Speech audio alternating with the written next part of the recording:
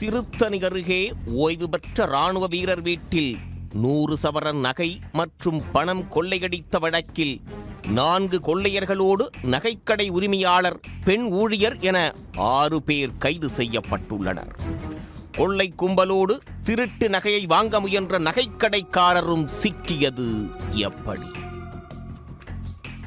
திருவள்ளூர் மாவட்டம் திருத்தணி அடுத்த பொதட்டூர்பேட்டை அருகே கொத்தக்குப்பம் கிராமத்தைச் சேர்ந்த ஓய்வு பெற்ற ராணுவ வீரர் விஜயலுவின் வீட்டின் பூட்டை உடைத்து கடந்த மாதம் 27ஆம் தேதி 100 சவரன் தங்க நகை மற்றும் 70,000 ரூபாய் பணம் கொள்ளையடிக்கப்பட்டது. இதுகுறித்து பொதட்டூர்பேட்டை போலீசார் வழக்கு பதிவு செய்து மர்ம நபர்களை தீவிரமாக தேடி வந்தனர்.